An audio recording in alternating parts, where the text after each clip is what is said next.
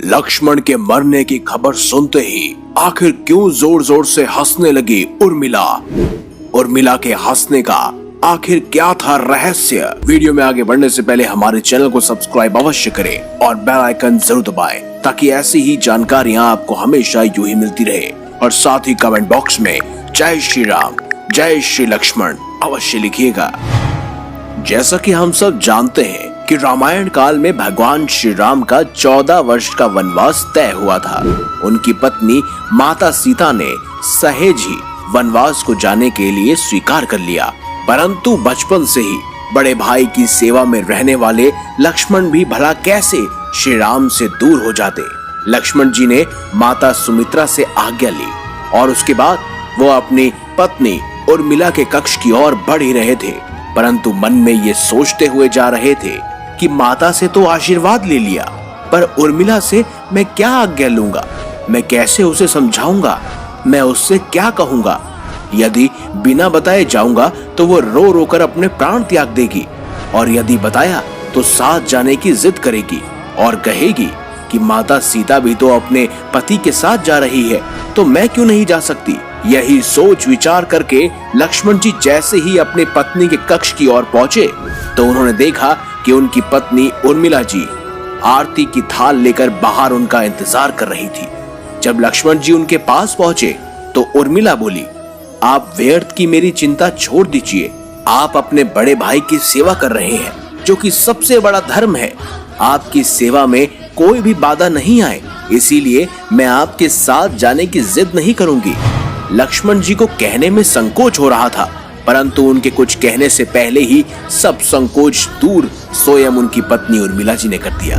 वास्तव में यही पत्नी का धर्म है, पति संकोच में पड़े उससे पहले ही पत्नी उसके मन की बात को जानकर उसके संकोच से उसे बाहर निकाल दे।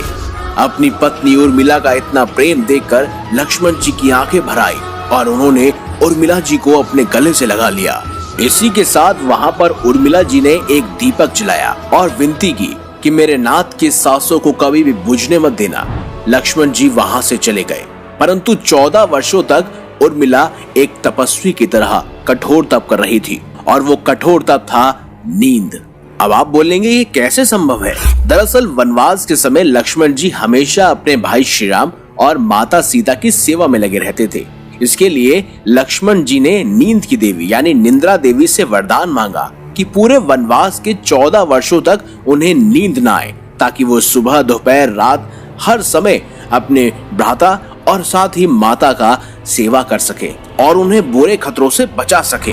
नींद की देवी ने लक्ष्मण जी के सेवा भाव से प्रसन्न होकर उन्हें वरदान दे दिया, लेकिन एक शर्त भी रखी कि लक्ष्मण जी के बदले उनके किसी चाहने वाले को 14 वर्षों तक सोना होगा। कहते हैं ये कार्यभार स्वयं उनकी पत्नी उर्मिला ने संभाला। 14 वर्षों तक उर्मिला सोती रही, उन्हीं की बदौलत कभी भी लक्ष्मण जी सोए नहीं। उर्मिला ने जहां एक तरफ दीपक की लौ जलाए रखी तो वहीं दूसरी तरफ गहरी नींद लेती गई। कहते हैं लक्ष्मण जी और मेघनाद का जब युद्ध हुआ था तब उस समय लक्ष्मण जी मूर्छित हो गए थे, जिस वजह से उर्मिला राज्य भवन में जाग गई थी। वो वाला प्रसंग तो आप सब जानते ही होंगे, जब हनुमान जी संजीवनी बूटी लेने के लिए हिमालय पर्वत गए थे और उधर से जब पहाड़ लेकर लौट रहे थे तो बीच में उन्हें अयोध्या के ऊपर से गुजरना पड़ा। भरत जी ने राक्षस समझकर उन पर बाण मार दिया और हनुमान जी नीचे गिर गए। जब उनको होश आया तो होश आने पर हनुमान जी ने भरत जी को सारी कहानी बताई कि किस तरह रावण पुत्र मेघनाद ने बाणों से लक्ष्मण जी पर हमला कर दिया है, इसीलिए लक्ष्मण जी के प्राण संकट में है और उनके लिए संजीवनी बूटी स्वयं हनुमान जी लेने गए थे। जहां एक तरफ लक्ष्मण जी मूर्छित हुए तो वहीं दूसरी तरफ उर्मिला अपनी नींद से उठ खड़ी हुई। बाद में उनकी भेंट स्वयं हनुमान जी से भी हुई थी, लेकिन एक तरफ जहां माता कौशल्या ने ये सब सुना तो उन्होंने कहा, हे हनुमान, राम से कहना लक्ष्मण के बिना अयोध्या में पैर भी मत रखना। तब ये बात माता सुमित्रा ने सुनी तो कहा, हनुमान, राम से कहना अभी मेरा दूसरा पुत्र शत्रुघ्न मेरे पास है, मैं उसे भी वन में भेज दूंगी। ये मेरे दोनों पुत्र राम की सेवा के लिए ही तो जन्मे हैं। माताओं का ऐसा प्रेम देखकर हनुमान जी की आंखों में भी आंसू छलक रहे थे, परंतु अब उन्होंने उर्मिला जी को देखा तो वो सोचने लगे कि आखिर ये स्त्री क्यों इतना शांत और प्रसन्न खड़ी है। क्या इन्हें अपने पति के प्राणों की कोई चिंता नहीं?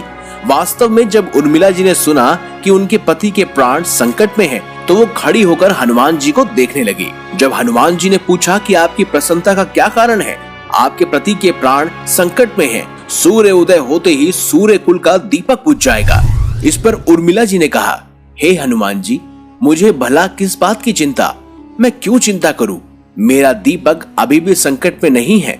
मेरे पति भला संकट में कैसे हो सकते हैं? जब तक मेरा दीपक बुझेगा नहीं, तब तक मेरे पति के प्राण भी नहीं हरेंगे। और वो हंसते हंसते वहां से चली गई। इसके बाद हनुमान जी स्वयं संजीवनी बूटी का पर्वत लेकर जब वापस लंका पहुंचे, जब लक्ष्मण जी के प्राण वापस आए, उसके बाद अपने आप ही उर्मिला जी भी राज्य भवन में जाकर सो गई, क्योंकि ये वही वरदान था जो अपना कार्य कर रहा था। रावण का वध करने के बाद जब वापस से भगवान श्री राम माता सीता और लक्ष्मण जी के साथ अयोध्या आए, तब उन्होंने कई वर्षों तक अयोध्या में राज्य किया। लेकिन एक समय उपरांत अचानक ही अयोध्या में काल आ गया, यानी कि काल के देवता। उन्होंने श्री राम से वंदना की कि कृपया करके हमें एक खाली स्थान पर आपस में वार्तालाप करना होगा और इस वार्तालाप को कोई अन्य प्राणी ना सुन पाए। अगर कोई सुनेगा तो आपको उसके प्राण लेने होंगे। ऐसे में श्री राम और काल देवता आपस में वार्तालाप करने लगे और उन्होंने बाहर पहरेदारी के लिए खड़ा कर दिया स्वयं लक्ष्मण जी को। तभी उस समय वहां पर दुर्वासा ऋषि आए। वो स्वयं भगवान श्री राम से मिलना चाहते थे।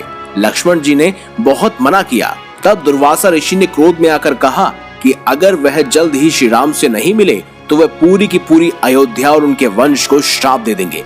ऐसे में डर के कारण लक्ष्मण जी स्वयं उस कक्ष में प्रवेश कर गए, जहां पर उन्होंने देखा कि वो काल के देवता ही थे जो श्री राम से बात कर रहे थे, और वो अपने आप ही वहां से गायब हो गए। उसके बाद भगवान श्री राम को ना चाहते हुए अपने भाई यानी लक्ष्मण जी को राज्य से निष्कासित करना पड़ा। और राज्य से निष्कासित करना यानी कि अपना देह त्यागना। ऐसे में स्वयं लक्ष्मण जी ने जल्द ही राज्य को छोड़कर अपना देह त्याग दिया।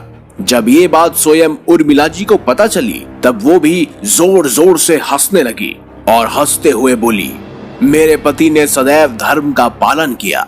अपने ज्येष्ठ भ्राता भगवान श्री राम का हमेशा ही उन्होंने पूज्य किया, उनकी सेवा की, माता सीता की भी सेवा की, और आज अयोध्या वासियों को और हमारे वंश को बचाने के लिए उन्होंने अपने ऊपर एक सबसे बड़ा दोष ग्रहण किया और अपना देह त्याग दिया।